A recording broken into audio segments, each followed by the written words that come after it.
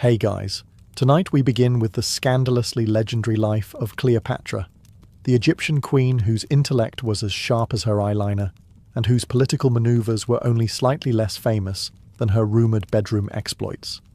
Now, dim the lights, maybe turn on a fan for that soft background hum, and let's ease into tonight's journey together. Let's begin with the Ptolemies, a royal family so committed to keeping the bloodline pure, they basically replaced a dating pool with a gene puddle. Cleopatra was born into this gloriously dysfunctional dynasty, where marrying your brother wasn't just legal, it was practically a baby shower tradition. Her father was Ptolemy XII, nicknamed Auletes, or the flute player, which historians agree was a polite way of saying, terrible king, okay at parties. When Daddy Dearest died, Cleopatra did what every ambitious royal girl boss in a politically unstable, incest-friendly monarchy does. She married her younger brother. Ptolemy XIII, he was around 10 years old. Cleopatra was in her late teens. So yeah, not so much a marriage, as it was a hostile corporate merger with a toddler. Naturally, this joint rule went downhill faster than a chariot with one wheel. When Cleopatra got a little too independent, Ptolemy's regents decided she was no longer needed. The solution? Exile. Because nothing says healthy sibling relationship like being forcibly yeeted into the desert. But Cleopatra wasn't the type to sit around and sulk.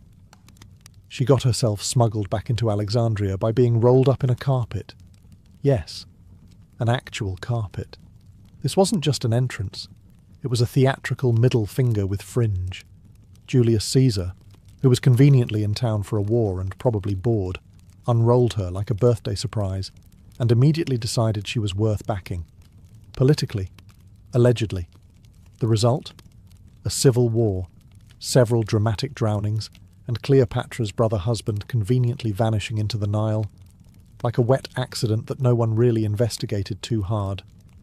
Once she was back on the throne, Cleopatra married her next younger brother Ptolemy XIV, because apparently she was working her way down the sibling ladder like a royal bingo card. He too died under unclear circumstances, which in ancient royal terms usually means poison, betrayal, or a very suspicious accident involving figs. Yes, she ruled Egypt. Yes, she wore the outfits. Yes, she styled her eyeliner like a walking eye of Horus. But ethnically, culturally, linguistically, she was about as Egyptian as a toga party at a fraternity house. Cleopatra was Macedonian Greek, descended from Ptolemy I, one of Alexander the Great's generals who was rewarded with Egypt after the empire awkwardly broke apart like a group project after the leader drops out. The Ptolemies moved in, brought their wine, their language, and a complete refusal to speak Egyptian. For nearly 3 centuries, not a single Ptolemaic ruler bothered to learn the local tongue. You'd think after 300 years, someone would have picked up hello. But Cleopatra, she was different. She reportedly spoke at least 9 languages, including Egyptian. That's not just smart, that's flexing. It's like being the only person in a Zoom meeting who actually read the memo, and then doing the whole call in the intern's dialect, just to be polite. This gave her a massive political advantage. While her ancestors ruled from the palace, Cleopatra went out among the people, embraced their gods, and even styled herself as the reincarnation of Isis. Not in a subtle, humble bragging way either. She had temples. She had coins.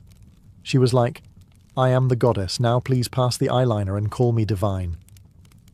But let's not pretend this was all spiritual. Cleopatra knew branding. Egypt was full of priests, traditions, and people who liked their monarchs God-flavoured. By leaning into the local religion, Cleopatra wasn't just showing off. She was locking in support from the powerful priesthood and getting bonus loyalty points from the public. It was genius, really. The Greeks thought she was Greek enough. The Egyptians thought she was Egyptian enough. And the Romans? They thought she was trouble with a capital seductress. Cleopatra didn't just run Egypt. She practically ran a multilingual customer service hotline while doing it. According to ancient sources, she spoke 9 languages, which, in the ancient world, was just showing off. Most monarchs struggled to speak one language well, usually Greek, and relied on interpreters to do the heavy diplomatic lifting. Cleopatra? She was the interpreter. She could chat with Ethiopians, debate with Hebrews, negotiate with Parthians, and most importantly, talk circles around smug Roman politicians in their own tongue. If Caesar ever thought she was whispering sweet nothings, she might have just been listing military strategy and which general's haircut was a national embarrassment. Among her repertoire, Egyptian, Greek, Arabic, Hebrew, Parthian, Median, and a few others that now only show up on dead language bingo cards. And yes, she was the first in her Macedonian Greek family to even bother learning Egyptian, despite ruling Egypt for centuries. The previous Ptolemies acted like Egypt was just a big, hot Airbnb, but Cleopatra wasn't just multilingual. She was strategically multilingual. She knew that nothing wins hearts faster than speaking directly to the people. Whether she was addressing priests, diplomats, or spice traders with suspicious mustaches, Cleopatra had a linguistic tool belt ready. If she were alive today, she'd run circles around Google Translate, and she'd do it in heels. And let's be honest, when you're juggling siblings, Romans, assassins, and the occasional god complex, it's very handy to be able to insult someone fluently in 9 different tongues. She could probably switch from sweet-talking to soul-crushing mid-sentence without skipping a beat. Imagine a tense negotiation. The Roman envoy makes a snide remark. Cleopatra pauses, smiles politely, and replies with something in Median that translates to, "Tell your Senate I'm unimpressed and your toga needs ironing." Mic drop. Multilingual mic drop. This wasn't just about diplomacy. It was about power. Cleopatra used her words like weapons, sharp, precise, and always delivered with a perfectly timed eyebrow raise. In a world where most rulers needed translators, Cleopatra needed an audience. And while the Romans loved to call her a sorceress, what really terrified them was that she could argue, negotiate, and flirt, all without letting them know who was actually in charge. Spoiler, it was her. Ah yes, the legendary Pearl incident, a moment in ancient history where wealth, ego, and chemistry came together for the world's most bougie science experiment. The story comes courtesy of Pliny the Elder, a Roman writer known for documenting everything from volcanoes to the lifespan of elephants with varying degrees of accuracy. But if this one is true, and let's pretend it is, because it's hilarious, Cleopatra once made a bet with Mark Antony that she could host the most expensive banquet in history. Mark Antony, the Roman general who could conquer armies but not common sense, called her bluff. Cleopatra calmly accepted the challenge, as one does when you're bored and have access to half the GDP of the ancient world. The next day, she brought out a simple meal. Nothing outrageous. Mark Antony raised an eyebrow. This? The most expensive feast in history? It was practically a Caesar salad without the branding. Cleopatra, unfazed, then produced one of her legendary pearl earrings. Enormous, flawless, and worth a literal kingdom, and casually dropped it into a goblet of vinegar. Ancient vinegar, mind you, was strong enough to clean a chariot axle, dissolve bad decisions, and apparently, pearls. With a little patience and a lot of dramatic flair, the pearl dissolved, more or less, in the acidic concoction. Cleopatra then drank the entire thing. Yes, she drank a priceless pearl. On purpose, with eye contact. The second earring? That was reportedly saved before she could chug it too, likely by someone who suddenly realised they didn't want to be remembered as the servant who let their queen drink jewellery. Was this science? Technically, yes. Calcium carbonate in pearls does react with acetic acid. Was it sanitary? Highly doubtful. Was it Cleopatra cementing her place as the undisputed queen of drama, spectacle, and financial flexing? Absolutely. In one act, Cleopatra didn't just win a bet, she made a statement. That to her, priceless objects were drink garnishes. That Rome could invade Egypt, but it could never out-luxury her. And poor Mark Antony, he lost the bet. So, you think your skincare routine is high maintenance because you use a jade roller and 3 types of serums? Cleopatra would laugh. then bathe in donkey milk and apply crushed beetle mascara before turning you into an incense stick. Let's start with the infamous donkey milk baths. Yes, you read that right.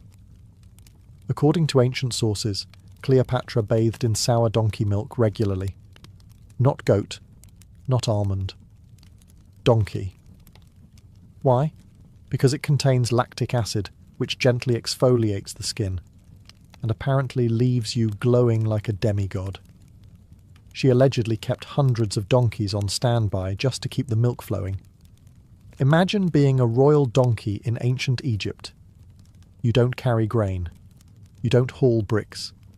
You just lactate for the queen's bubble bath. What a resume. But she didn't stop there. Cleopatra's beauty arsenal included gold-infused face masks, coal eyeliner made of lead, and lip stains derived from crushed ants and carmine beetles. Because nothing says royalty like smearing insects on your face and pretending it's glamorous. Her perfumes? Custom-made. Her wigs? Imported and styled. Her nail colour? Hennaed to perfection. Cleopatra turned beauty into statecraft, and her entire appearance was a weapon. She didn't just wear makeup, she weaponized allure like a general wields a sword. And of course, there were ointments, oils, and pastes. She was big on almond oil, rosewater, and frankincense resin. Basically, if it grew, oozed, or shimmered, it was going on her face. Ancient pharmacies must have loved her. The royal tab alone could pay for a pyramid's foundation. The point was not to be pretty in a modern sense. Cleopatra used beauty like a tactician. Every drop of donkey milk, every smoky eye, every perfumed breeze was designed to control the room, and occasionally the entire Roman Republic. Her presentation wasn't vanity. It was policy. Now imagine being a Roman envoy, stepping into her golden barge as she floats down the Nile dressed like Isis, perfumed like a garden, and staring at you through 3,000 years of goddess cosplay. You'd probably sign the treaty and hand over your passwords. So yes, her beauty routine could bankrupt a small nation, but then again, so could Cleopatra. When Julius Caesar first laid eyes on Cleopatra, he was not expecting to find a queen rolled up in a carpet like a surprise party favour. But Cleopatra didn't do boring entrances. She invented the dramatic reveal, centuries before reality TV and trap doors. It was 48 BCE, and Caesar had just walked into the middle of a royal mess. Ptolemy XIII, Cleopatra's younger brother and not-so-charming co-ruler, had tried to edge her out of the throne. Cleopatra, rather than sending a scroll or hiring a lawyer, smuggled herself into Caesar's palace hidden in a rug. Talk about portable charisma. When the rug unfurled and out came the Queen of Egypt, regal, perfumed and entirely unbothered, Caesar probably did what any seasoned Roman general would do, blinked a few times, tried not to look stunned, and then promptly fell under her spell. And make no mistake, Cleopatra wasn't just seducing a man, she was recruiting an empire. The two struck up a partnership that was equal parts romance and statecraft. Cleopatra needed Roman muscle to stabilize her rule. Caesar needed Egyptian grain, naval access, and, let's be honest, an exotic scandal to spice up his otherwise toga-heavy resume. They sealed their alliance the old-fashioned way, a private Nile cruise with military escort, excessive luxury, and a full-scale reenactment of "Look how rich we are." Cleopatra hosted Caesar on a barge so ornate, it made Roman senators nervous just thinking about the tax implications. There was music, there were feasts, there were political plots being whispered over goblets of wine while crocodiles lounged ominously nearby. It was less of a date and more of a soft coup with snacks. Naturally, the two had a child, Caesarion, or Little Caesar, though he came without pizza. This created quite the scandal back in Rome, where Caesar was already married and not supposed to be fathering foreign monarchs. But Caesar didn't care. He even put a golden statue of Cleopatra in a Roman temple, just to really ruffle the feathers of conservative senators. Because nothing says subtle like deifying your mistress in public. Their affair didn't last forever. but it was enough to reshape the power dynamics of the ancient world. Cleopatra proved that she could play the Roman game and win without ever setting down her wine. When Cleopatra gave birth to her son with Julius Caesar, she named him Ptolemy, the 15th Philometor Caesar. But because that sounds like a Greek accounting firm, most people just called him Caesarion, which roughly translates to Little Caesar. Yes, she literally named her kid after the most powerful man in Rome. And no, there was no pizza involved, although there was probably enough drama to cover the next 10 family reunions. Now imagine being Caesarion. Your mother is Cleopatra, your father is Julius Caesar, and your destiny is whatever happens when two history-shaping supernovas collide and make a baby. That's a lot of pressure for someone who probably just wanted to play with crocodile toys and throw olives at servants. From the moment he was born, Caesarion was branded as the son of God and goddess. Not figuratively, literally.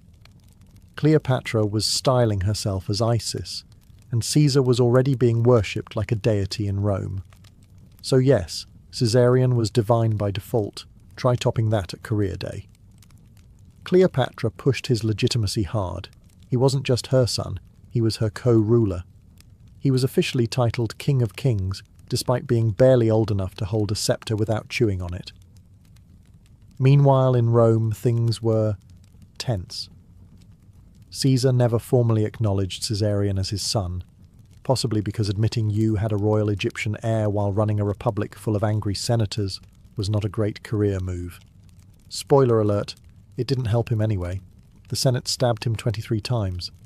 Caesarion's claim to fame was now possibly divine, definitely fatherless. As he grew up, Cleopatra paraded him as the future of a combined Roman-Egyptian empire, which was as subtle as declaring war via parade float. She minted coins with both their faces, dressed him in full regalia, and introduced him as the true heir of Julius Caesar, which, in case you're wondering, infuriated Caesar's Roman heir, Octavian, soon to become Augustus. This would not end well for Caesarion, but Cleopatra wasn't playing for small stakes. Her entire strategy rested on building a dynasty that could outlive Rome's backstabbing politics. And Caesarion? He was the golden ticket, or at least the toddler with the most weaponized baby photos in history. If Cleopatra had an Instagram, her yacht photos would break the algorithm. This was not a woman who half-assed her nautical aesthetics. While Roman generals were sailing around in clunky warships that looked like oversized bathtubs, Cleopatra was floating down the Nile like a living myth on a barge that practically glowed. Let's talk about that boat. The one she famously used to meet Mark Antony in Tarsus. Ancient sources describe it like something out of a fever dream. The sails were dyed purple, which in the ancient world was basically the colour of "I'm richer than you and your grandchildren." The oars were coated in silver and beat time to the rhythm of music. Perfume wafted across the river so thickly that you could probably smell her arrival before you even saw the mast. The deck, draped in gold. The queen, dressed as the goddess Isis, lounging under a canopy like she was both hostess and celestial being. Musicians played, incense burned. The Nile probably blushed. And then there's Mark Antony, standing there on the docks like a schoolboy who forgot his homework and suddenly realizes he's on a date with someone who brought an orchestra and glitter bombs. Cleopatra didn't just arrive, she descended. By boat. This wasn't just theatrical excess. Cleopatra understood image better than most modern influencers. The barge was a floating propaganda machine. Her goal wasn't to flirt. It was to remind Antony, and everyone watching, that she was no regional queen. She was Egypt. She was divine. She was bringing perfume to a sword fight and winning. Even the Romans, famously allergic to glamour, were both horrified and mesmerized. Plutarch couldn't shut up about her entrance. It was Cleopatra's way of saying, "You may have the Senate, but I have sequins, strategy, and a scented entrance that hits harder than your legions." And let's be honest, it worked. Antony went from Roman war hero to Cleopatra's part-time cuddle prince. Her boat had that kind of power. If Cleopatra had a thing for Roman men with power, questionable politics, and a flair for drama, then Mark Antony was basically her type on papyrus. After Julius Caesar exited the world in a flurry of daggers and Latin shouting, Cleopatra found herself widowed in the most inconvenient way possible, and politically exposed. So what did she do? She looked around for another Roman with ambition, military might, and the decision-making skills of a tipsy centaur. Enter Mark Antony. Antony wasn't exactly a subtle man. He once tried to outdrink a mountain, and his toga game was rumoured to be aggressively short. But he was powerful, popular with the troops, and clearly vulnerable to dramatic women with boats. Cleopatra invited him to Alexandria. He arrived ready for diplomacy. He stayed for the wine, luxury, and, let's be honest, Cleopatra's wildly effective seduction technique, which included pretending she was literally a goddess. From there, things escalated quickly. Cleopatra gave Antony twin children. He gave her the eastern half of the Roman Empire. You know, typical couple stuff. But back in Rome, the Senate was clutching their togas in horror. Antony was already married to Octavia, sister of Octavian, soon to be Augustus, and abandoning her for Cleopatra was less passionate romance and more international scandal with olive pits. The two lovers didn't just whisper sweet nothings, they hosted a club of inimitable livers, which sounds like a liver disease support group, but was actually their luxurious drinking society. Members wore costumes, held wild feasts, and reportedly tried to outdo each other in ridiculous stunts. Cleopatra once bet she could spend 10 million sesterces on a single dinner, dissolved a priceless pearl in vinegar, and drank it, just to prove she could. Yes, we already covered that, but honestly, it bears repeating. Eventually, Antony declared Caesarion, Cleopatra's son by Caesar, as Caesar's true heir, basically writing Octavian's political obituary in glitter. Octavian responded by accusing Antony of being enslaved by an Eastern temptress. Because obviously, Roman men are never responsible for their own decisions. It's always the woman's eyeliner. What followed was a slow march to war, a legendary lover's downfall, and the ultimate ancient, it's complicated relationship status. But until the bitter end, Cleopatra and Antony ruled like gods, loved like stars, and partied like their empire didn't have an expiration date. Before there were celebrity perfumes clogging duty-free shelves, there was Cleopatra, ancient Egypt's original fragrance influencer. But unlike today's pop stars hawking eau de sweat and ambition, Cleopatra's perfumes were serious business. She didn't just slap her name on a bottle. She built an empire. Literally. Let's start with the House of Perfume in En-Gedi, near the Dead Sea. Cleopatra is believed to have either owned or financially supported this perfumery complex, which specialized in exotic fragrances brewed from plants, resins, and whatever else made people smell like a well-oiled deity. Archaeologists have uncovered distillation vats, jars, and press tools. Basically, the ancient version of a celebrity fragrance lab, minus the Instagram filters. Her favorite scent? Mendesian perfume, a spicy, cinnamon-heavy blend that allegedly made Roman senators weak at the knees and eunuchs reconsider their vows. This wasn't your average bathhouse cologne. It took months to make, aged like fine wine, and was probably expensive enough to require a small dowry just to sample it. Cleopatra wasn't just bathing in this stuff, she was soaking in it from head to toe. Historical sources say she drenched her sails in perfume before arriving to meet Mark Antony. Because, of course, what's a seductive entrance if it doesn't involve the Nile River catching a whiff of cinnamon and surrendering? But this wasn't just about smelling good. In ancient Egypt, perfume was power. Fragrance wasn't just a beauty routine, it was sacred. Gods had signature scents. Priests used perfume in rituals. Cleopatra wasn't playing at luxury, she was weaponizing it. Perfume was her divine calling card. And let's not forget the seduction angle. Cleopatra understood something every decent villainess in cinema knows. If you walk into a room and it smells better because you did, you've already won.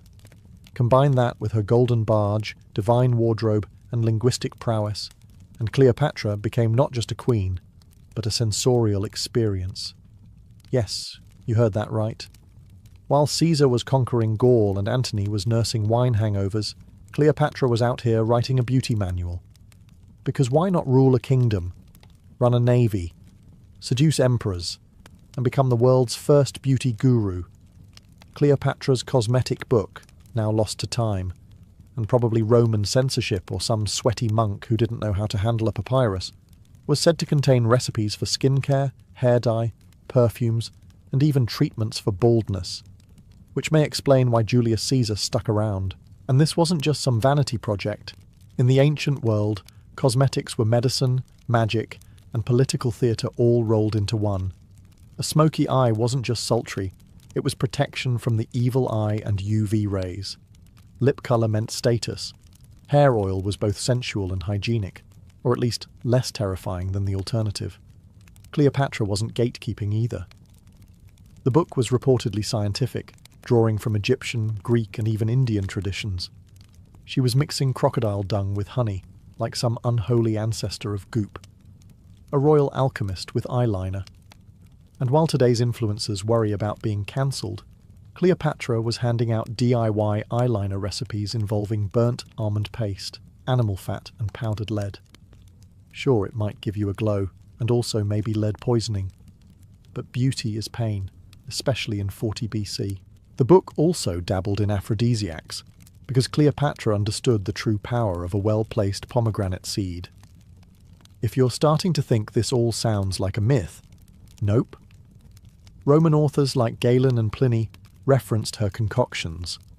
Her formulas were studied, copied, and whispered about in elite circles for generations. You know you're iconic when your lip balm recipe survives into the Byzantine era. Why did she write it? Probably because she was clever enough to know that controlling your appearance was another form of power projection. Looking divine helped sell the idea that you were divine. Cleopatra didn't leave beauty to chance. She had a manual. Sadly, the book didn't make it past the bonfires of history. But somewhere out there, in the ashes of Alexandria's library, Cleopatra's ancient Sephora catalogue still lingers, smelling faintly of rosewater and ambition. Ah, ancient royalty, where the phrase human trials didn't come with medical oversight, but with a suspicious tray of figs and a shrug. Cleopatra, ever the meticulous planner and occasional death-curious scientist, allegedly conducted poison experiments, not on lab rats, but on actual prisoners. Let that sink in. While modern queens worry about public approval ratings and waving correctly, Cleopatra was apparently out here trying to figure out which toxin killed most gracefully. Hemlock, too slow. Wolfsbane, too dramatic. Snake venom? Promising, but let's keep testing. According to Roman sources, and they loved a bit of slander with their storytelling, Cleopatra ordered prisoners to be given various poisonous substances and carefully observed the effects. The goal? Not sheer cruelty, at least not entirely, but to determine the most painless and aesthetically tidy method of death. Because if there's one thing worse than dying, it's doing so messily in front of Roman invaders. Some toxins caused convulsions, others disfigured. One made a man giggle before dropping dead, which probably made for some confusing post-mortem paperwork. Cleopatra took notes, and not in a casual, interesting way. She was reportedly dead serious, no pun intended, about choosing her own elegant exit strategy. This wasn't just about death either. Poison, like perfume, was another tool of power. Whether to take out a rival, or to make sure your final scene is Oscar-worthy, Cleopatra wanted to be informed. She wasn't going to leave her legacy in the hands of a poorly cooked fish or a clumsy assassin. Now, were these stories exaggerated by Roman chroniclers? Maybe. The Romans had a habit of turning complex women into cautionary tales. But given Cleopatra's keen intellect, scientific curiosity, and need to stay 5 moves ahead of her enemies, it's not entirely out of character. So yes, while other monarchs were testing wine for flavour, Cleopatra was testing belladonna for balance. Who else could run a country and a live-action toxicology lab at the same time? History might raise an eyebrow, but Cleopatra just wanted options. After all, if you're going to die, might as well do it beautifully, silently, and with the same theatrical control she used to run empires and sail perfume-scented barges. Ah yes, the grand finale. The image that launched 1,000 Renaissance paintings and just as many Cleopatra-themed Halloween costumes. The Queen of Egypt reclined on a silken couch, nobly pressing an asp to her breast like it's just another Tuesday. Except that whole snake to the boob story might be more fiction than fatal fact. Let's break it down. The asp theory comes mostly from Roman historians, the same guys who thought describing Cleopatra as a seductive villainess was more fun than admitting she was smarter than most of their Senate. According to them, she smuggled a venomous Egyptian cobra into her chamber in a basket of figs, because nothing says royal suicide like healthy snacking, let it bite her, and died gracefully, without a scratch, mess, or awkward face contortion. Very tidy, very dramatic, very unlikely. Let's talk logistics. Cobras are notoriously uncooperative. They don't travel well in baskets. They don't always bite on command. And if they do, the venom takes hours, even days, to fully work. That's not ideal when you're planning a synchronized suicide with 2 loyal handmaidens.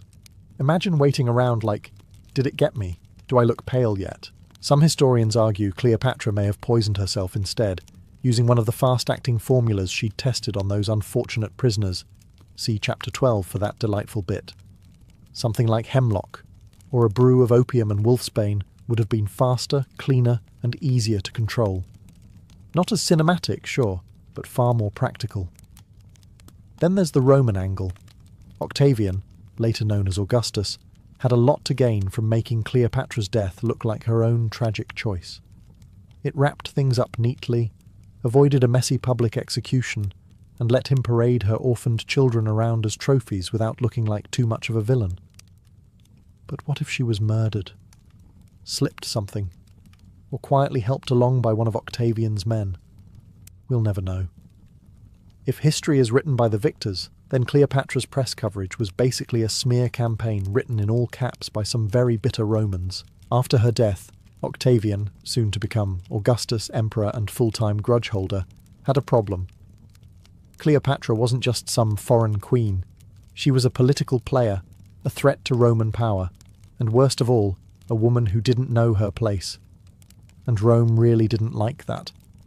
So what did Octavian do? He rewrote the story.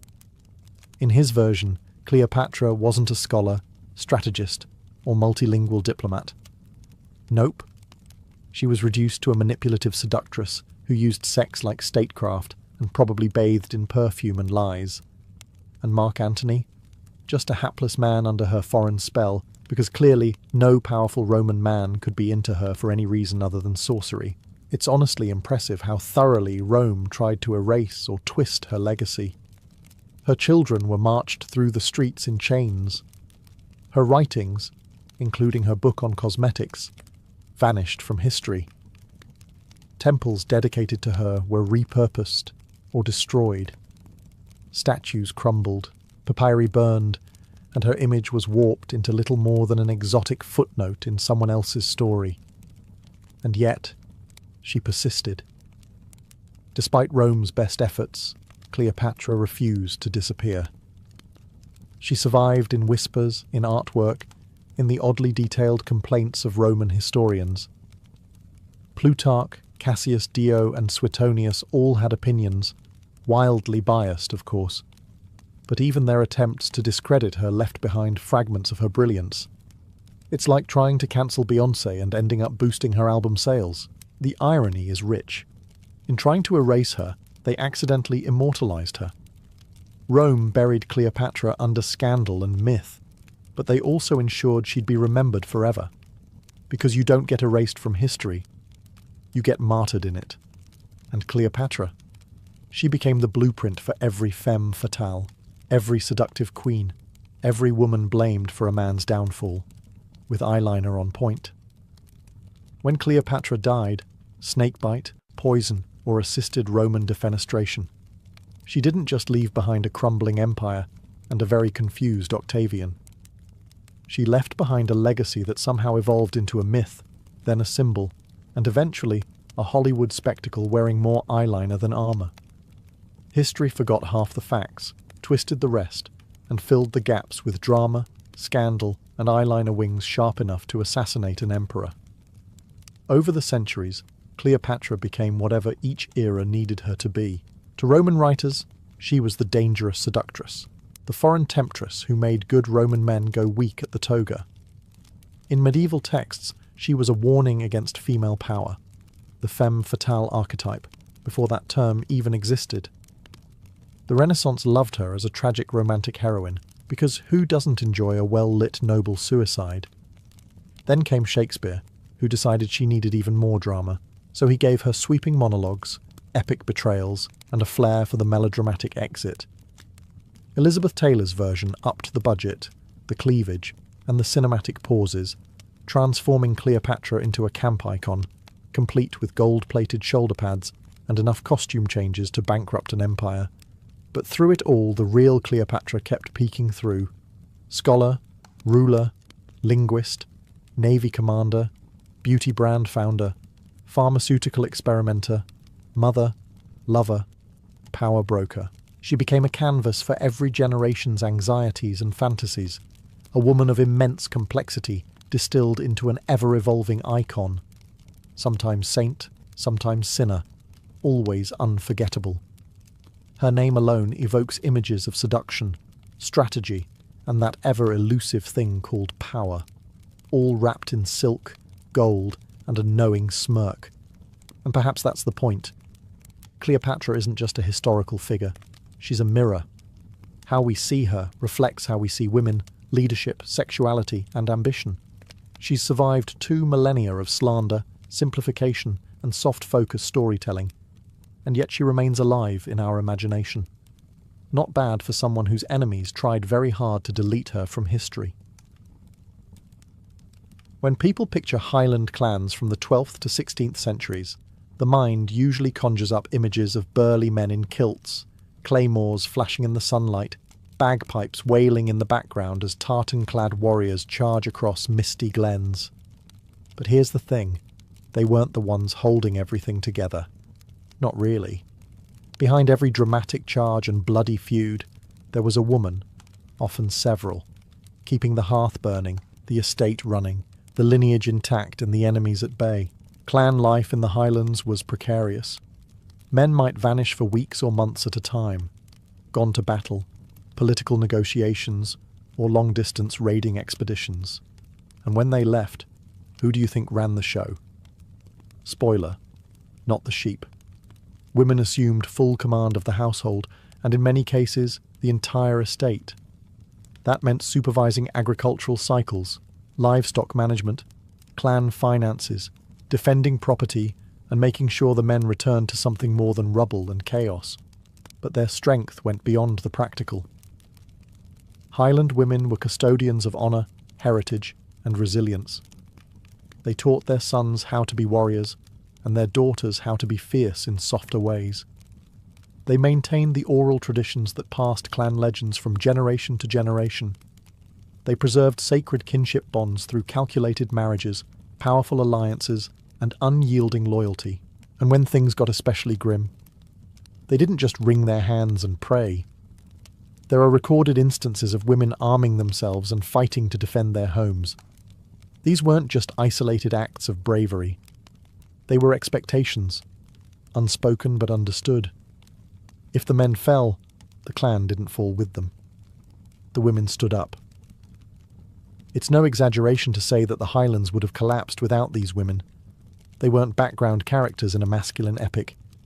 They were the beating heart of it all. Gritty, strategic, and often overlooked. Think of them not as support roles, but as co-commanders of the Highland way of life. In the rigid world of clan hierarchy, you might expect power to flow in only one direction, downward, from the laird, the chieftain, the sword-bearing patriarch. But Highland clans were never that simple. For all their masculine thunder, there was a quiet, calculated current of power that ran parallel to the battlefield, and it was entirely female. Enter the clan matriarch. These women weren't simply the wife of the chief. They were dynastic architects, political operators, and often the de facto rulers of domestic and economic life. While their husbands or sons might have been the public face of the clan, it was the matriarchs who negotiated marriages, brokered peace, and ensured that loyalty within the clan didn't fracture into chaos. In many ways, they held the emotional and strategic glue of the entire system.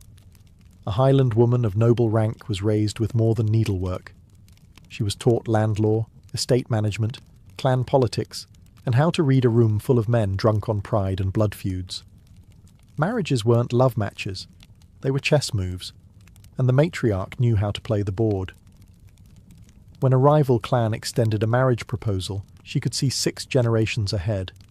Would the union bring peace, power, land, or trouble? She'd decide, and her voice carried weight. But don't assume they ruled only through words and whispers. If needed, they could turn icy diplomacy into fiery wrath. There are accounts of clan women ordering retaliations, defending keeps during sieges, and publicly shaming oath-breakers. You didn't want to end up on a matriarch's bad side, especially not if your fate depended on her favour. And let's not forget their influence within the clan itself. A respected matriarch could control the hearts of warriors more effectively than a chieftain's threats ever could. She wasn't feared, she was revered. When she walked into a gathering, people stood. When she spoke, they listened. And when she made a decision, it was as good as law. In a warrior's world, where steel was currency and pride could start wars, Highland women wielded something far more dangerous: permanence. Men could win a fight.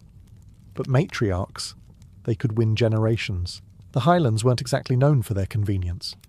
You didn't have a castle full of servants, or a court full of administrators. You had weather that wanted to kill you, terrain that defied logic, and a calendar marked by raids, famines, and funerals. And yet somehow, estates functioned. Harvests came in, livestock stayed fed, people were clothed, sheltered, and fed. How? Clan women, particularly the ones left in charge while the men gallivanted off to war. Forget the romantic image of a lady spinning flax by the fire. Highland estate management was brutal, physical, and intellectually demanding. A woman might wake before sunrise, oversee the dairy, supervise the seasonal workers, haggle with tenants, and then make sure her own children weren't stabbing each other with eating knives. And if there was a tax due to the crown or tithe owed to the church, she'd handle that too, usually while nursing an infant and preparing for the next cattle raid. They knew the land better than any surveyor. They could tell if a cow was about to calve just by the way it walked. They had to calculate how many oats could be used for food, and how much had to be stashed for next year's seed. This wasn't romanticised peasant wisdom. It was logistics, politics, and survival rolled into one linen-clad woman with wind-burned cheeks. And just to add a little more spice, if the clan was powerful or wealthy, she also had to manage visiting dignitaries. That meant hospitality, security, and not accidentally poisoning anyone with a questionable venison pie. A well-run estate reflected directly on the chief, and by extension, on her. Oh, and she didn't just manage labourers. She managed men. If her brother-in-law got drunk and refused to work, she disciplined him. If a neighbouring tenant tried to swindle her on grain prices, she out-negotiated him. If there was a potential rebellion bubbling up within the ranks, she sniffed it out and stomped it down before it became an actual problem, all while holding the social fabric together with a look, a word, or a strategic silence. Highland men might have brought home the spoils of war, but it was the women who ensured there was still a home to come back to. A clan without a capable estate woman wasn't a clan. It was a slow-motion collapse waiting to happen. When raiders came thundering over the hills or rival clans launched surprise attacks, it wasn't always the men who stood between home and ruin. Sometimes it was a woman in a wool dress, armed with a kitchen knife, a musket, or, if she was lucky, a proper sword. And she wasn't screaming in fear, she was barking orders. The idea that Highland women simply hid in the back during conflict is charming and completely false. In many clans, women were trained in basic defence from a young age. They knew how to load a firearm, wield a dirk, and stand their ground when the walls trembled. After all, if your husband, father, or sons were off fighting, who else was going to hold the gate? There are documented accounts of women leading the defence of towers, castles, and crofts during clan wars and English incursions. One 16th century story tells of a Highland lady who poured boiling oatmeal over invaders scaling her walls. Not exactly glamorous, but highly effective. Another rallied the servants and elderly to hold a siege for days until help arrived. They weren't ornamental, they were tactical. These women understood that home was more than a building. It was identity, legacy, everything the clan stood for. And if that meant facing down armoured men while barefoot in the mud, they did it. Not because they were fearless, but because the alternative, loss of land, children taken, culture erased, was worse. They also knew psychological warfare. A furious woman at the head of her household could terrify would-be looters more than a teenage lad with a spear. Some even went so far as to paint their faces, scream like banshees, and throw burning thatch to appear possessed by spirits. Superstition worked wonders when steel didn't. And once the smoke cleared, they didn't collapse in a heap. They picked up the pieces, patched the roof, buried the dead, and got back to work. No medals, no songs, just another Tuesday in the Highlands. To defend the hearth wasn't just about combat. It was about refusing to surrender the soul of the clan. And in that battlefield, Highland women proved over and over that they were far more than caretakers. They were the final line of defence. If you thought clan wars were brutal, try clan weddings. In the Highlands, marriage wasn't about love, candlelight, or wandering through the heather hand in hand. It was business, strategic, ruthless even. And guess who played the sharpest game in this battlefield of bloodlines and alliances? The women. Highland women weren't just passive participants shuffled between clans. They were assets, yes, but also agents. Marriage negotiations were clan diplomacy at its most delicate, and mothers, daughters, and widows often wielded more influence in these discussions than the men who be tying the actual knot. A well-made match could end a feud that had lasted for decades. A poorly chosen one could ignite a fresh war before the honeymoon even started, if there was a honeymoon. Women, particularly matriarchs and noble daughters, had to calculate risk like military strategists. Was the groom from a strong lineage? Would the union bring cattle, land, or protection? Was the bride's dowry enough to seal the deal without weakening her own clan's position? And once married, the woman's job was just getting started. She had to produce heirs, yes, but also manage the politics of her new home, keep the peace between extended family members, and somehow remain a loyal tie to her original clan without raising suspicions of betrayal.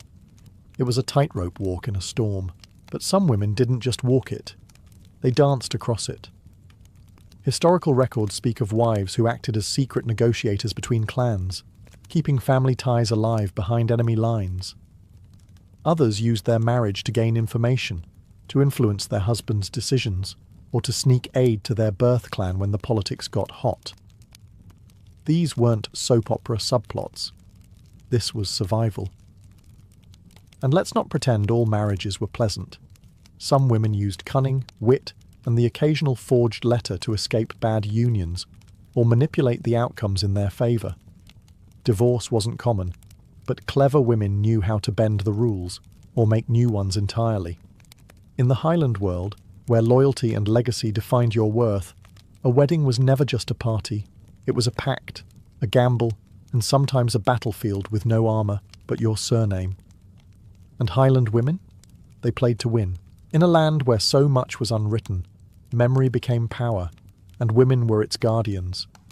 While men chased glory with swords, Highland women wielded a quieter weapon: the word.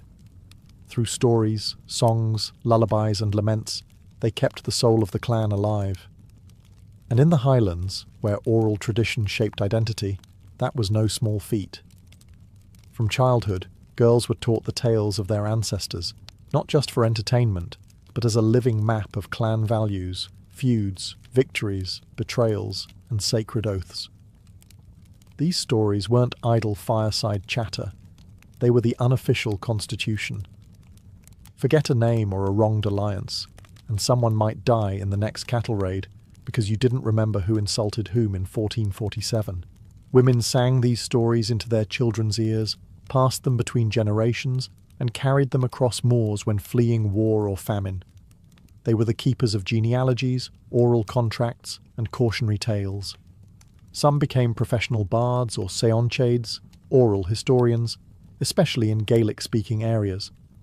Even illiterate, these women held more history in their heads than most lords had in their libraries. But they also knew when not to speak. Highland women mastered the art of strategic silence. In a world riddled with spies, shifting loyalties, and dangerous rumours, knowing what not to say and when could save your life. A wrong word over ale could undo a fragile alliance. A slip of the tongue during prayer could spark suspicion. Silence wasn't weakness, it was a survival skill, and when tragedy struck, women grieved aloud.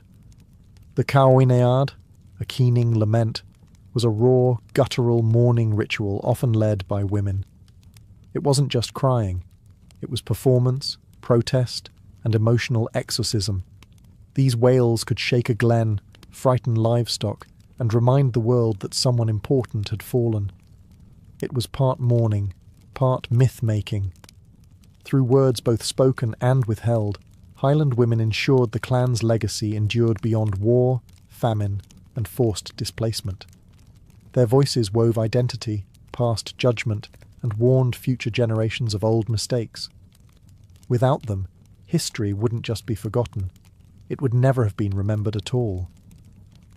In the wild, weather-beaten highlands, far from the polished halls of academia or monastic hospitals, who do you think delivered babies, healed wounds, calmed fevers, and cursed your enemies for good measure? Spoiler alert, it wasn't a university-trained doctor, it was the woman next door. Highland women were the unofficial healthcare system. Every village had a handful of women who knew which herbs could ease childbirth, which poultices could draw out infection, and which plants you should definitely not eat unless you wanted your insides to boil. These weren't just housewives with a green thumb. They were skilled practitioners, often with knowledge passed down from mother to daughter for generations. The midwife was the most respected of all. She didn't just catch babies. She carried entire lineages in her hands. She knew when a mother needed coaxing and when to intervene with force. She prepared the home, administered herbal painkillers, and dealt with complications the best she could, with no sterile gloves or backup plan. And when a birth went badly, it was the midwife who stayed behind to clean the blood, bury the child, and comfort the mother. Then there were the healers. They were part botanist, part psychologist, part sorceress. Got a burn? She had a salve. Bad dreams? She'd smudge the house. Infertility? There was a tea for that, though it probably tasted like pond water. But her real power wasn't in the recipe. It was in the trust she commanded. People believed in her because she had results. Of course, power without a male title came at a cost. These same women could be, and often were, accused of witchcraft. A healer who failed to cure a chief's son might find herself blamed for the boy's death. A widow too skilled in charms might be seen as dangerous. And yet, despite the risks, the clans relied on them. You didn't fight a war or survive a winter without a wise woman nearby. In a world where men died from infected cuts and childbirth was a coin toss, these women weren't fringe figures. They were vital infrastructure, lifesavers and life-givers. If Highland women kept the culture alive through story, they kept the body alive through skill. Call them witches if you want, but history knows better. They were the Highlanders' first line of medicine, and often their last hope. In the Highland world, death wasn't an if, it was a when. Clan life guaranteed conflict, and conflict meant men died young. But when a husband fell in battle or succumbed to illness, the story didn't end for his widow. In fact, that's when things got interesting. Highland widows weren't expected to retreat into silent mourning. In many cases, they stepped forward into new roles, ones that demanded grit, cunning, and steel nerves. If there were no adult sons to inherit the estate, the widow might temporarily take command. She became the acting head of household, steward of the land, and guardian of her children's inheritance. And she didn't have the luxury of waiting for permission. Many used their status to solidify power. A widow could broker alliances, reinforce loyalties, and even command armed men to defend what was left of her husband's holdings. No one questioned her grief, but they also didn't underestimate her authority. A grieving woman with land, influence, and a sharp tongue was more dangerous than most warlords. But survival wasn't guaranteed. The widow was vulnerable, politically, economically, even physically. Rival clans might see her as a soft target. Ambitious in-laws could try to strip her of rights. Even her own kin might pressure her to remarry, for the good of the clan, of course. But smart widows knew how to play the long game.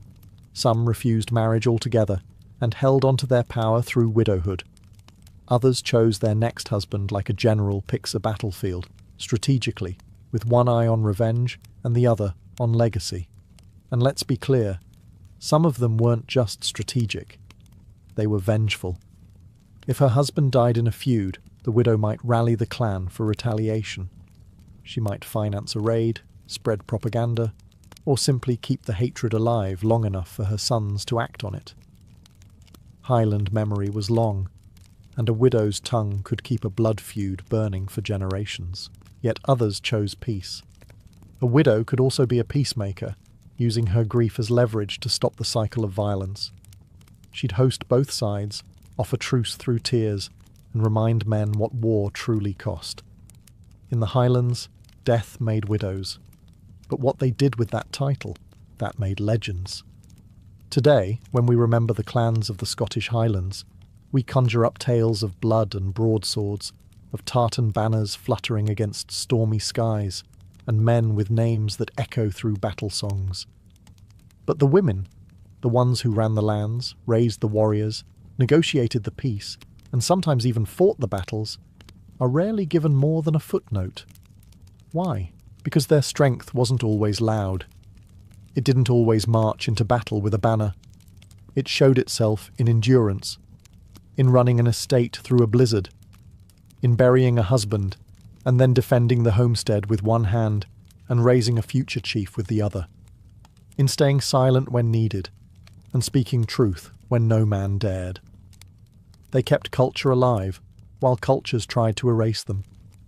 When English rule pushed down Gaelic language and Highland customs, it was often the women who taught the old songs, passed on the legends, and wove identity into lullabies and laments. They did not always resist with swords, but with memory, with the kind of quiet rebellion that survives empires. Even after the fall of the clan system in the 18th century, the legacy of these women remained. You can still find traces in the oral traditions passed down in Hebridean homes, in the superstitions clinging to remote glens, in the sharp wit and sharper will of Highland-descended grandmothers who don't suffer fools, no matter how many centuries have passed. But history books are selective. They remember the generals, not the midwives, the chiefs, not the matriarchs, the battles, not the bread baked by a woman during a siege to keep 20 children alive. And yet, Highland women left their mark, not in stone monuments, but in survival. The clans endured because of them. Their strength was in continuity, not conquest. Their victories were measured not in heads taken, but in homes saved, children raised, and identities preserved. So no, they're not gone. They're just buried beneath centuries of war stories written by men. But if you listen carefully, in the wind that sweeps the moors or the rhythm of an old Gaelic tune, you'll still hear them, not forgotten, just waiting to be remembered properly. Imagine walking into a grand hall lit by flickering torches and shimmering chandeliers. the scent of roasted pheasant, cinnamon, and orange blossom thick in the air. Tapestries hang like silent witnesses, while gold-rimmed goblets wait to be filled with sweet wine from Sicily. This wasn't dinner, it was declaration. And in the courts of Renaissance Italy, your plate said more about your power than any crown ever could. Banquets in the Italian courts weren't just for feeding bellies. They were carefully curated performances. The ruling elite, the Medici of Florence, the Este of Ferrara, the Sforza of Milan, used their dining rooms like stages. Each table setting, each exotic ingredient, each course rolling out in perfect sequence. It all whispered one thing. We are rich, we are cultured, and we are not to be trifled with. To be invited to a court banquet was an honour, a signal of status, and often a test. Everything was coded. Sit too far from the host, you were out of favour. Drink too much, you were a liability. Compliment the wrong dish, you might insult a political ally. These meals were negotiations, alliances, and diplomatic traps, with gravy on top. Even the furniture played its role. Long banquet tables were often arranged to reflect hierarchy. The most powerful guests sat close to the host, while lesser nobles trickled down the line, quite literally. Behind them, minstrels played. Servants in embroidered livery moved like shadows, trained not to speak unless asked. And then there was the pageantry. Trays shaped like mythical creatures, live birds flying from pastry shells, fireworks exploding between courses. If you thought the food was outrageous, wait until you saw the entertainment. Dancers, jesters, poets, each performance crafted to reinforce the host's power and magnificence. But underneath the sugar and spectacle, there was always an agenda. These feasts could celebrate a marriage alliance, cement a truce, or subtly humiliate a rival. The banquet was less about the food and more about the message. If you think the menu at a Renaissance Italian banquet was just about what tasted good, think again. Every dish served at the courtly table was a calculated move, an edible message designed to impress, intimidate, flatter, or provoke. The cuisine wasn't just rich in flavour, it was rich in symbolism, politics, and propaganda.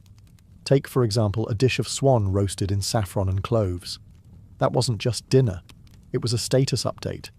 Saffron had to be imported across treacherous trade routes from the east. Cloves came from islands most people couldn't even point to on a map. And the swan, well, that told you the host owned land with lakes, which meant money, which meant influence. That plate spoke louder than any conversation. Course sequencing was just as strategic. Meals often started with light, delicate dishes, citrus salads, almond soups, to prepare the body, according to the humoral theory of health. Then came roasted meats, elaborately sauced and spiced, followed by sugared fruits, wine-poached pears, and cheese tarts. The order wasn't random. It mirrored the social hierarchy: subtlety first, power second, and indulgence last. And don't overlook the symbolism baked into each bite. Pomegranates meant fertility, great for weddings. Figs symbolized wisdom, ideal for diplomatic gatherings. A pie shaped like a lion. That wasn't lunch. That was a reminder that the host had the strength of a king. Even the number of courses mattered. Odd numbers were considered elegant, even numbers too plain. A banquet with 13 courses? A display of creative excess. The real magic, however, was in the variety. Sweet and savoury were often mixed in the same dish, challenging the guest's palate and signalling a cosmopolitan kitchen. Dishes like roasted veal with cinnamon and sugar, or fish served with cherries, weren't culinary accidents. They were designed to spark conversation, to create surprise, to show that the host could afford to waste expensive spices just to play with flavour. Every bite reinforced a message. The host wasn't just wealthy. They were worldly, educated, and refined. A man of trade could buy a good meal, but only a ruler could serve a metaphor wrapped in pastry, glazed with diplomacy, and spiced with power. In the glittering courts of Renaissance Italy, the kitchen wasn't just a place of labour, it was a laboratory of spectacle. And the man behind the ladle, he He wasn't just a cook, he was a culinary artist, a status symbol, and in some cases, a political weapon. These chefs weren't peasants stirring pots in the shadows. They were celebrities of their day, imported from France, Spain, or the Middle East, depending on what flavors were in fashion. Italian nobles competed fiercely to lure the best talents into their kitchens. A renowned cook could elevate a banquet, and by extension, a family's prestige, faster than any knight on horseback. Training was rigorous. Some chefs apprenticed under master cooks in noble houses. Others came from apothecarial backgrounds, where they learned not only how to balance flavor, but how to manipulate the four bodily humors: hot, cold, wet, and dry. This wasn't just about making food taste good. It was about health, science, presentation, and seduction, all rolled into one steaming plate. And then there was logistics. Remember, most Italian palaces didn't have a dining room next to the kitchen. Dishes had to travel, sometimes through courtyards, up stone staircases, or across entire wings.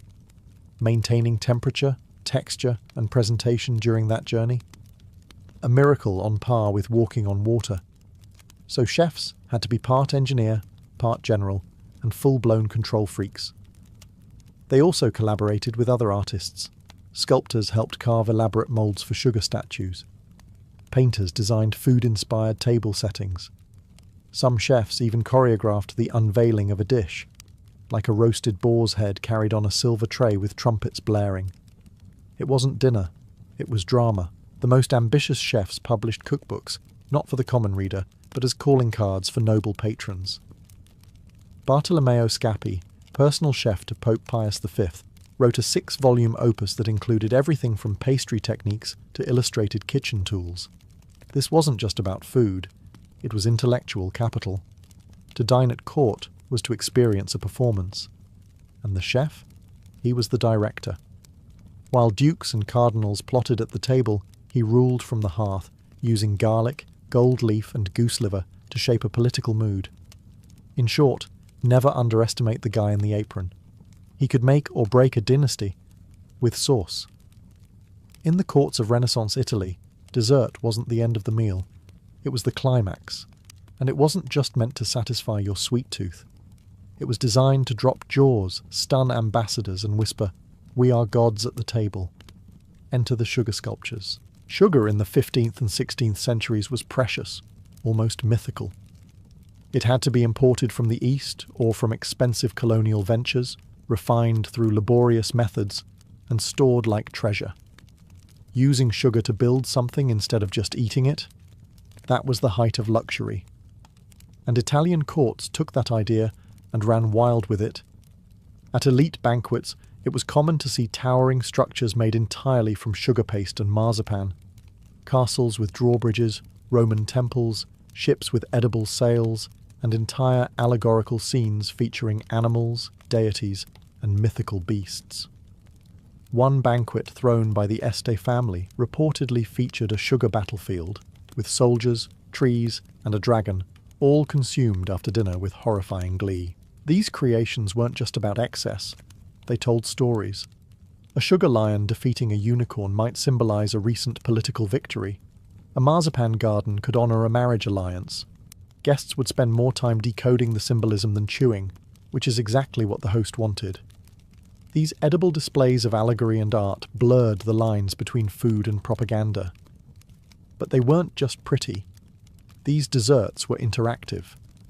Guests were often invited to break the sculptures as part of the entertainment, an act that felt like destroying a masterpiece, but tasted like almonds and honey. This was theatrical consumption, performance art you could digest. Even the colours mattered.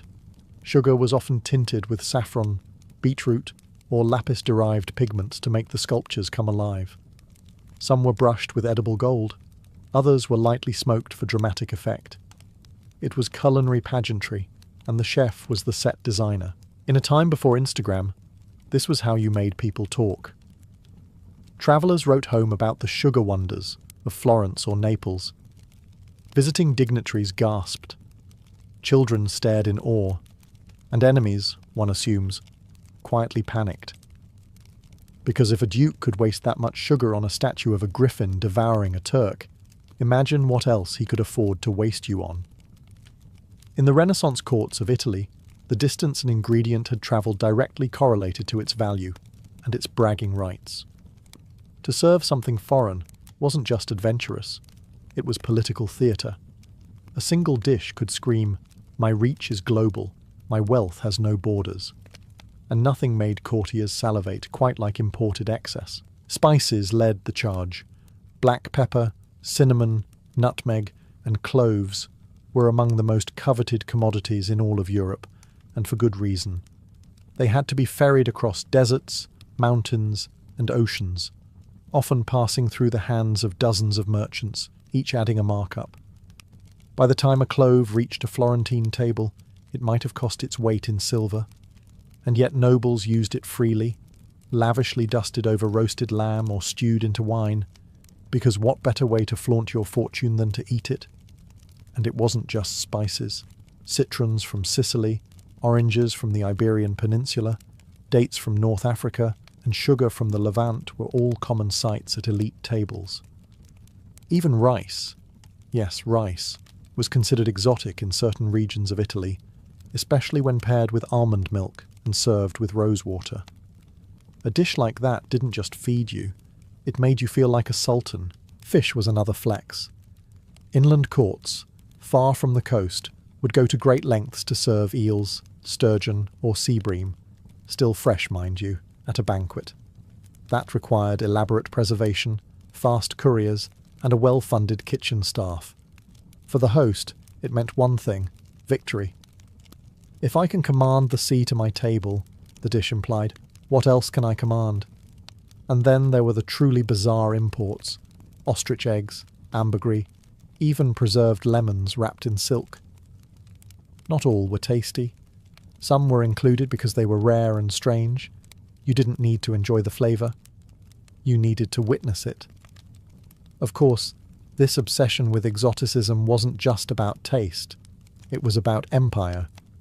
The more distant the dish's origin, the more powerful the host appeared. A slice of candied ginger was a declaration: "I trade with worlds you've only read about." In these courtly circles, food wasn't seasonal or local, it was global. And if you couldn't afford it, well, you weren't worth feasting with. In Renaissance Italy, the most important negotiations didn't always happen in a council chamber. They happened with a goblet in one hand and a glazed partridge in the other. The banquet table was a battlefield of manners, allegiances, and silent warfare, and every crumb was a move in the grand game of diplomacy. Hosting a banquet wasn't just about hospitality, it was a political strategy. When a duke or prince invited a rival, an ally, or even a foreign ambassador to dine, it was an opportunity to charm, to manipulate, and, when necessary, to humiliate. Seating arrangements were carefully calculated. Who sat near the host? Who sat near the musicians? Who sat so far from the centre they were practically chewing in exile? Nothing was random. Food choices sent messages too. Serving a particular regional delicacy might be a nod of respect. Omitting one could be a subtle snub. Dishes from enemy territories. Off the table.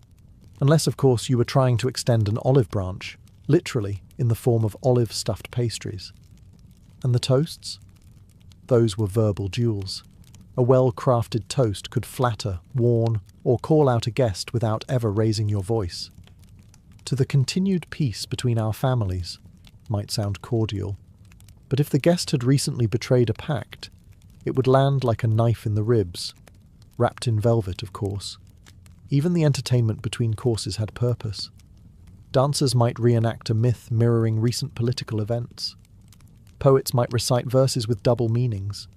Musicians could play songs known to be associated with rival courts, sometimes as a gesture of goodwill, other times as mockery. It was a masterclass in controlled chaos. The host had to dazzle guests with luxury, flatter them with attention, and still remind them who held the power, all while chewing elegantly. But diplomacy could work both ways. Guests came armed with charm, with gifts, with witty compliments and subtle challenges. One clever comment over dessert could earn you a new alliance. One spilled goblet could end a truce.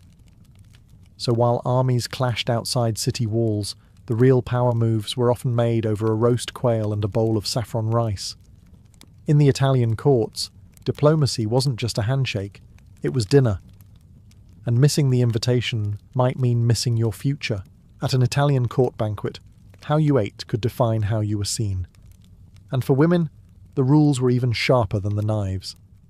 These lavish feasts were as much a performance of grace and control as they were about indulgence. Every bite, glance, and gesture became part of a script, one where women walked a fine line between elegance and political theatre. Noble women attended banquets not merely to eat, but to be seen.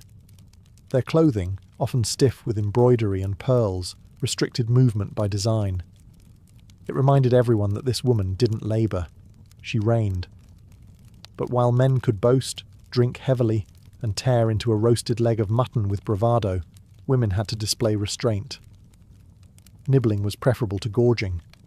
A woman devouring her food? That was social suicide. Grace at the table was its own kind of weapon. A noble woman who held her goblet just so, who used a knife with precision and managed to eat stew without staining her gown, she was demonstrating discipline, wealth, and refinement. In fact, etiquette manuals of the time included entire chapters on how women should sit, chew, and even smile while dining. One wrong move could trigger scandal. One well-timed compliment could attract a marriage proposal. But don't be fooled into thinking women at the banquet table were powerless ornaments. Far from it. They used the space to network, eavesdrop, flirt strategically, and assert soft power. A well-placed comment about a rival's dish could spread like wildfire. A seemingly innocent question, was this sauce imported from Naples? Could reveal trade secrets or hint at alliances. Courtly women also used the menu to showcase their family's influence.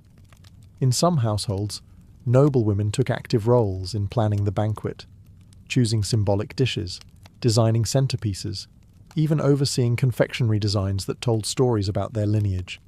And of course, the seating mattered. A woman placed near the host was being honoured, or tested.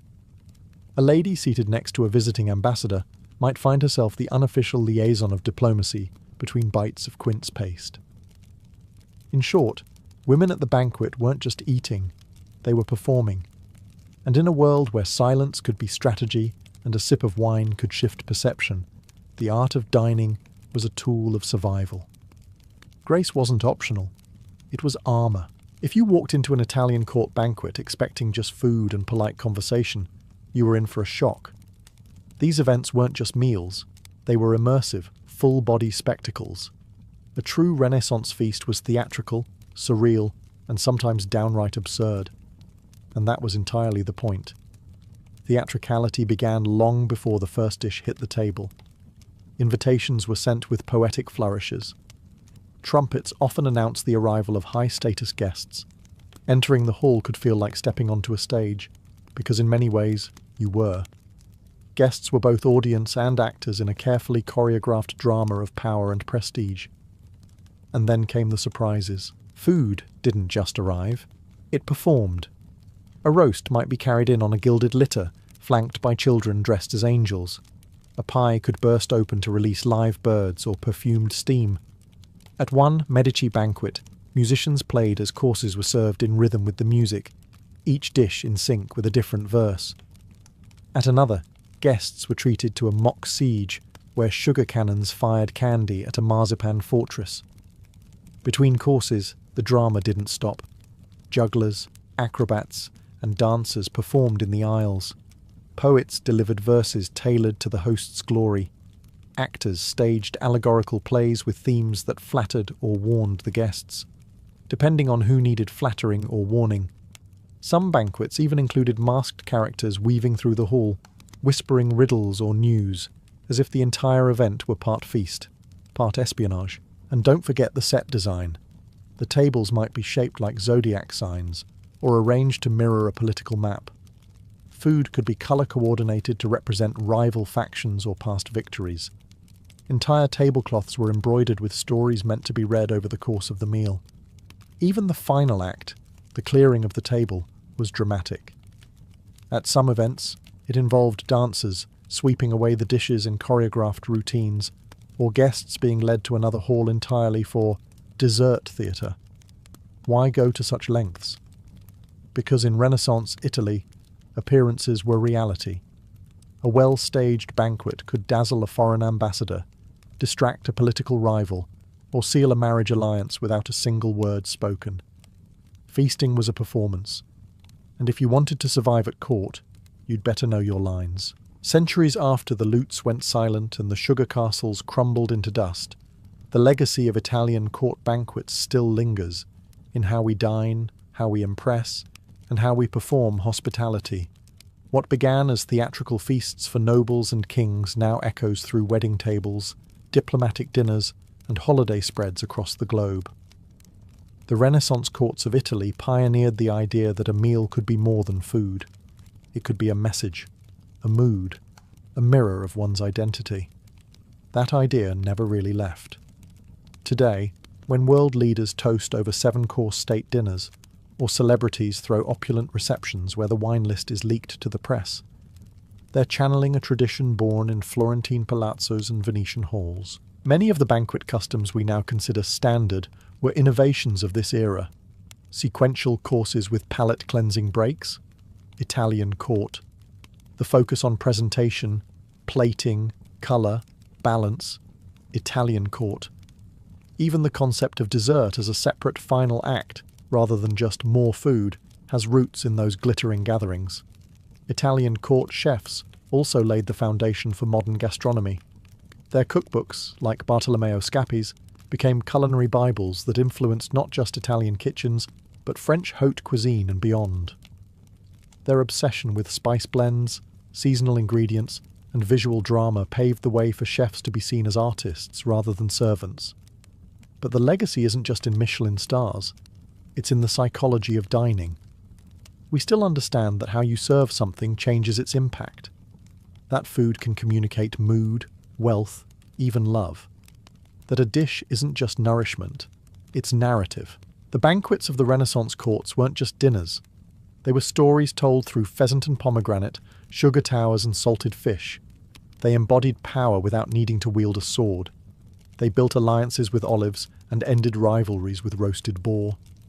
They turned the dining table into a stage, and the guests into willing actors in a production of luxury and control.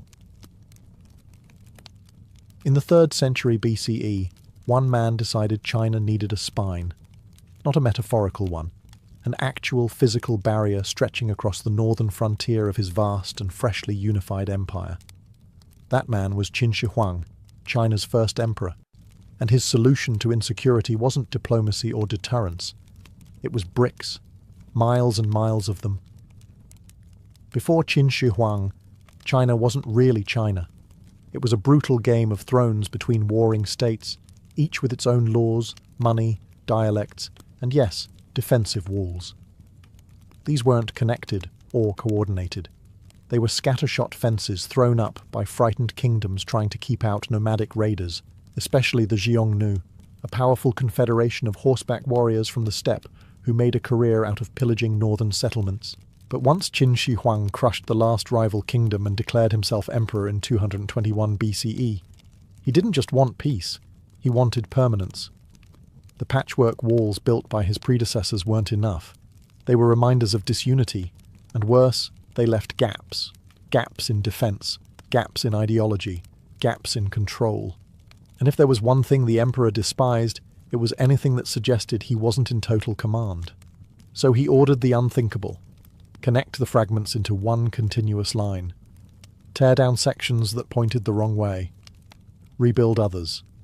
Stretch the barrier across mountains, valleys, rivers, and deserts. From the edge of modern-day Gansu in the west to Liaoning in the east, the wall would stand as a literal boundary, and a psychological one too. It was a message. This is where civilization ends. Everything beyond is chaos. The Great Wall under Qin wasn't the stone giant we picture today. It was mostly made of tamped earth, layered mud pounded solid by massive human effort. Still, it was revolutionary. For the first time, northern China had a semi-continuous barrier backed by an empire, not just a nervous kingdom. It was as much about symbol as defense. Qin Shi Huang didn't build the wall to keep China safe. He built it to make China stay China. A wall to hold the empire together. A wall that wouldn't blink, bend, or break, just like him. Or so he thought. When Qin Shi Huang looked at the remnants of older defensive walls across northern China, he didn't see ruins. He saw potential.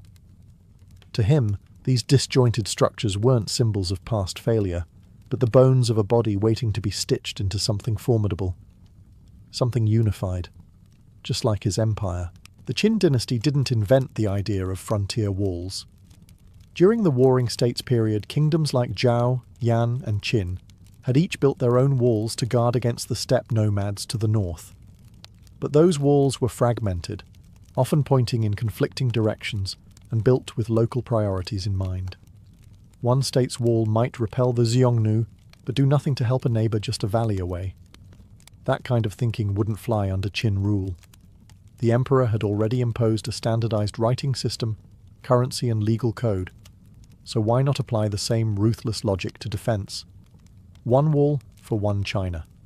No exceptions. He commanded that the existing walls be connected, extended, or demolished and rebuilt to follow a single strategy. This wasn't a cosmetic renovation. It was a complete transformation. Engineers surveyed terrain across thousands of miles. Garrisons were repositioned. Supply routes were carved out. In places where earlier kingdoms had chosen defensible ridges, Qin's planners altered courses to make sure the wall formed a continuous northern frontier, even if it meant building across hostile terrain. The process was anything but graceful. Rammed earth was the primary material, especially in the arid west, where stone was scarce. Builders compacted layers of soil, gravel, and reeds between wooden frames, sometimes dragging mud up mountains in baskets strapped to their backs. In other regions, they reused older stone walls, tearing them down and rebuilding with better alignment and more strategic placement. The goal wasn't beauty, it was unity. This massive civil project turned local defences into a national boundary, both practically and symbolically. It no longer mattered which kingdom built what. Under Qin, everything became part of the imperial vision. Qin Shi Huang didn't just want to rule an empire, he wanted to fuse it, politically, culturally, and physically. And the wall was his ultimate metaphor. It didn't just defend the nation, it defined it. Brick by brick, tamped earth layer by tamped earth layer, the emperor was stitching his fractured land into a single, unbroken body. The Great Wall under Qin Shi Huang may have been a feat of engineering, but it was also a monument to human suffering. Behind every stretch of tamped earth, every ridgetop watchtower, and every winding trail through the mountains lay the bones, sometimes literally, of those who built it. Contrary to the romantic image of inspired workers proudly uniting for their emperor, the reality was brutal. The workforce consisted mostly of forced labour, conscripted peasants, prisoners of war, and criminals sentenced to redemption through toil. For many, being sent to work on the wall was a death sentence wrapped in the illusion of national service. The Qin dynasty's legalist system didn't exactly promote mercy.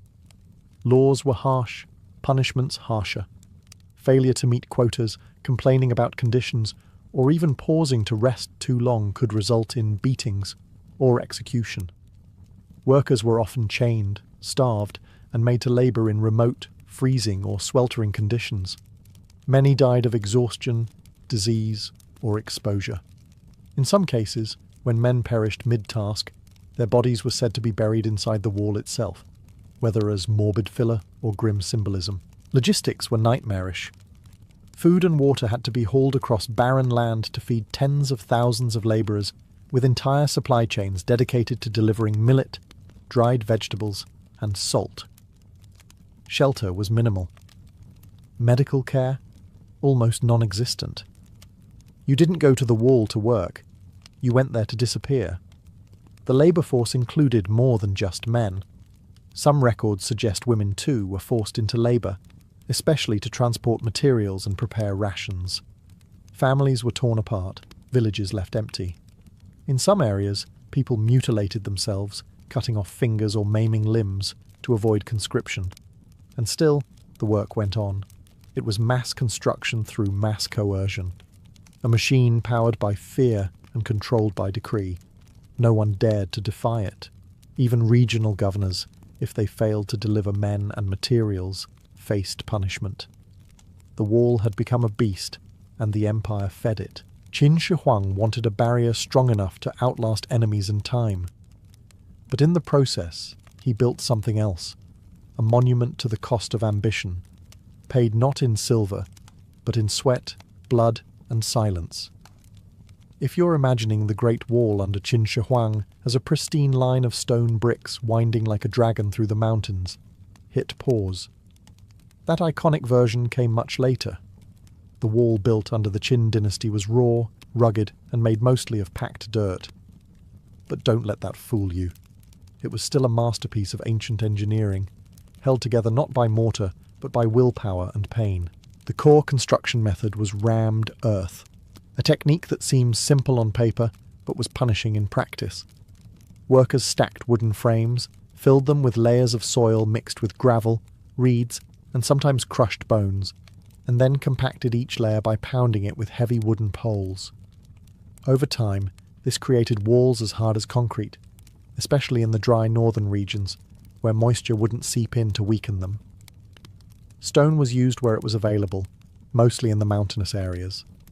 But even then, workers had to haul it, by hand on sleds, or strapped to oxen, up steep slopes with no safety gear, no cranes, and no room for error. One misstep on a cliffside path meant death. And yet, they built. To keep the wall functional, planners added watchtowers, signal stations and garrisons. Fires lit atop towers served as communication, one blaze for a sighting, two for an attack. In theory, news of an invasion could spread hundreds of kilometers in a single day. In practice, storms, terrain, and human error could delay or distort messages, but the system was revolutionary for its time. And it wasn't just a wall, it was a military zone. Trenches, auxiliary walls, and fortress towns were developed along the route. The wall wasn't meant to be impenetrable, it was meant to slow invaders down long enough for the Qin military to react. Despite the primitive materials, the sheer scale and strategy were staggering. The wall adapted to its environment, hugging ridgelines, crossing deserts, and occasionally running straight through settlements. There was no blueprint, no drones, just rulers, grit, and the occasional bone powder mix when materials ran short. So while it may not have been made of perfect bricks, the Qin wall had something else: permanence. The kind born not of aesthetics, but necessity. It wasn't beautiful. It was brutal. And that made it last. To understand why Qin Shi Huang poured so much blood and labour into a massive wall, you have to understand who he feared would come crashing through it.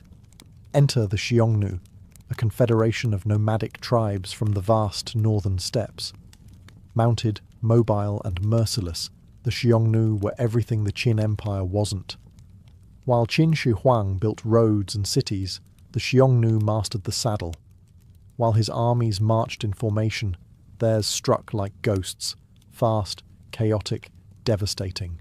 The northern frontier was a blur of skirmishes. The Xiongnu didn't just invade, they appeared, like thunder out of the grasslands. They'd sweep into a settlement, take what they wanted, cattle, grain, people, and vanish before troops could respond.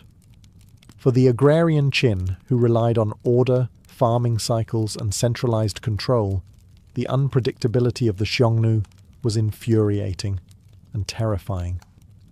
Qin Shi Huang knew that defeating the Xiongnu wasn't just about sending soldiers, it was about creating infrastructure, a defense network, something that would break their momentum. Not a shield, but a break. The wall was never meant to be a perfect blockade. It was meant to delay, slow, frustrate. If you couldn't stop a horseman, at least make him climb a wall first. It also served another purpose: psychological warfare. To the nomads, the appearance of a vast, seemingly endless wall was confusing. It wasn't natural. It didn't belong. It was a message. This is the end of the civilized world. Do not cross. But of course they did. The Xiongnu and later steppe tribes like the Mongols, Turks and others would always find ways around, through, or simply beyond the wall. No barrier could seal off an entire continent. But the Qin didn't need perfection. They needed time. Time to mobilize troops. Time to reinforce borders. Time to show their people that the emperor was doing something. Still, even Qin's wall-building obsession couldn't fully suppress the steppe. Within a few decades, the Xiongnu reorganized into a powerful empire of their own, one that would push back hard against the Han dynasty after Qin's fall. But Qin Shi Huang had set the precedent. When in doubt, build a wall.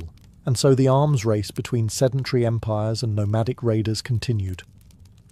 The wall was never just a barrier, it was a reply, an empire's answer to hoofbeats in the night. The Great Wall wasn't just a passive line of defence, it was a living military machine, complete with soldiers, spies, and an ancient communication network that stretched farther than most kingdoms. To the Qin dynasty, a wall with no eyes was just a pile of dirt, so they gave it eyes, thousands of them. Watchtowers were spaced at strategic intervals, often placed on ridges or high points to maximise visibility. From these towers, sentinels could scan the horizon for dust clouds, distant fires, or the glint of steel. These weren't vacation posts. Guards stationed here faced isolation, punishing weather, and constant anxiety. If they missed a raiding party or delayed a signal, entire towns could be wiped out, and they'd be the first blamed. The towers weren't isolated. They were connected by beacon systems that used smoke by day and fire by night to transmit information across vast distances. One puff meant a scout had spotted movement. 2 meant contact. 3, an active attack. In ideal conditions, messages could travel hundreds of kilometres in a matter of hours, an astonishing feat in an age without telegraphs or radios. But the system wasn't perfect. Fog, storms, or sabotage could delay signals, and not every garrison responded with equal speed. Still, the very existence of the system was revolutionary, an empire-wide security alarm, triggered by fire and carried by light. Garrisons stationed at intervals along the wall housed soldiers ready to respond to alerts. These weren't elite troops. They were often poorly supplied and poorly paid, but they were crucial. They rotated through wall duty, drilling, patrolling, and manning checkpoints where traders or travellers tried to pass.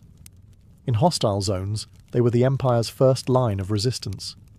In quieter ones, they were border police.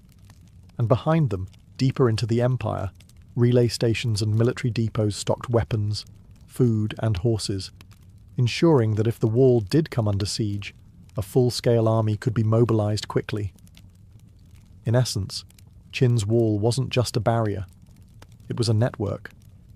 A decentralized but synchronized system of early warning, border enforcement, and rapid military response. The Great Wall didn't just stand, it watched. And if you were an enemy riding toward it, you weren't just facing a wall. You were facing an empire already looking back at you. Qin Shi Huang dreamed of immortality. But he didn't find it in elixirs or hidden islands. Instead, his legacy was stitched into the landscape, a wall so vast and so brutal that it outlasted not only his reign, but the very dynasty he built. When the first emperor died in 210 BCE, the Qin Empire began to unravel almost immediately. Corruption, rebellion, and backlash against his oppressive rule brought the dynasty crashing down just 4 years later. But the wall, it stayed, weathered, fractured, patched up with mud and hope. But it remained, clinging to the bones of the north like a scar. Why? Because no ruler who followed could ignore its power. The Great Wall wasn't just a military asset, it was a symbol, a message from the past etched into earth and stone that said, "Here is where the empire ends, and danger begins." The Han dynasty, which succeeded the Qin, took that message seriously. They restored parts of the wall and even extended it further west. The infrastructure Qin Shi Huang created, the watchtowers, beacon systems, and garrisons, was too useful to abandon. Later dynasties, including the Northern Wei and eventually the Ming, would rebuild and reimagine it, layering new bricks over old bones. In this way, the wall became a living artifact, constantly evolving, but always rooted in the vision of a man who believed a nation should have edges, and that those edges should be sharp. But while the structure survived, the reputation of the wall and of Qin Shi Huang himself shifted over time. To some, the wall was a marvel of engineering. To others, it was a monument to cruelty, built on the backs of slaves and buried soldiers. The first emperor's name was scrubbed from praise, then later resurrected as a national symbol of strength and unity. Even today, the sections of the wall that tourists walk on owe more to later dynasties than to the Qin. But hidden beneath the layers of stone and concrete, the ancient rammed earth spine still runs silently beneath the surface, enduring, anonymous, and overlooked. Qin Shi Huang may not have found eternal life in the traditional sense, but he did what emperors dream of. He changed the terrain itself. Long after his empire crumbled, the wall whispered his ambition to the mountains, and the mountains whispered it back. As the dust of centuries settled on the Great Wall, stories rose from its cracks, tales not of emperors and generals, but of the people crushed beneath its weight. One of the most haunting is the legend of Meng Jiangnu, the mourning woman whose tears shook the wall itself. According to the story, Meng Jiangnu's husband was among the countless men conscripted to work on the wall during Qin Shi Huang's reign. He was taken shortly after their marriage. No explanation, no return date, just gone. Months passed, then years, and no word. So Meng Jiangnu set out on a journey to find him, walking alone for hundreds of miles, following whispers of labour camps and funeral pyres. When she finally reached the construction site, all she found was silence. Her husband had died, like so many others, buried in the wall without a name or a marker. Overwhelmed with grief, she wept at the foot of the structure. Legend says her crying was so powerful, so sincere, that a section of the wall collapsed, revealing his bones beneath. The emperor, upon hearing the story, feared her fury. In some versions, he attempts to make amends by offering her wealth, or even marriage. In others, she throws herself into the sea rather than accept the man who caused so much suffering. The tale of Meng Jiangnu endured through dynasties. For centuries, people visited temples in her honor, not to celebrate the wall's strength, but to mourn the lives it consumed. Her story turned a national monument into a human tragedy, a reminder that every stone bore the weight of someone's son, husband, or father. While the wall became a symbol of national pride, Meng Jiangnu's tale became a folk protest, a quiet rebellion wrapped in sorrow. Her tears gave a voice to the voiceless, the nameless thousands who toiled and died unseen. And perhaps that's the paradox of the wall. Built to project power, it also reflects pain, glorified by rulers, haunted by ghosts. It stands not just as a line in the sand, but as a line in the soul of China, a place where ambition met anguish, and where a woman's tears once proved stronger than an emperor's stone. In the end, it wasn't just warriors or emperors who shaped the wall, it was mourners too. The Great Wall under Qin Shi Huang was not the longest, nor the strongest, nor the most visually impressive version of the barrier we know today, but it was the first to dare imagine the unthinkable, a single, colossal spine protecting a unified China from the chaos beyond. That ambition would echo through history. Qin's wall was raw, made of dirt, sweat, and command. It lacked the architectural finesse of the Ming dynasty's later renovations, with their stone bricks and crenellated battlements. But the concept was born here. The idea that China could draw a literal line across the northern frontier and say, "This is us, that is not."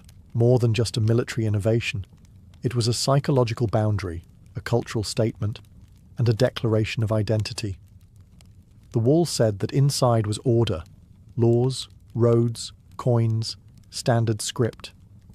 Outside was disorder, tribes on horseback, shifting loyalties, and the unknown.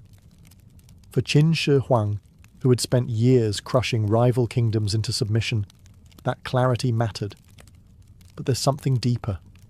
The wall also became a model for how power is remembered. As much as it was about defending a border, it was about projecting strength, imperial strength, even centuries after the emperor's body turned to dust. Later dynasties followed the blueprint, not just structurally, but ideologically. They too built. They too defended. They too understood that a wall isn't just stone, it's story. Today, tourists walk along the gleaming brick trails of the Ming Wall near Beijing, but few realize that underneath it all, sometimes literally, lies the ancient, compacted earth of Qin's original path. What began as an emperor's desperate solution to northern raids became a living, breathing symbol of Chinese endurance. And that legacy lives on. The Great Wall is more than a monument. It's a contradiction. It protected and it imprisoned. It unified and it oppressed. It gave structure to a nation and buried thousands in its foundations. But it lasted.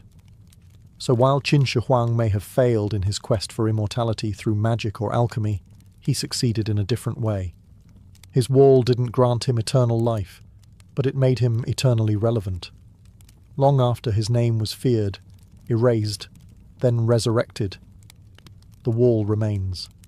A boundary, a legacy, a scar that turned into a spine.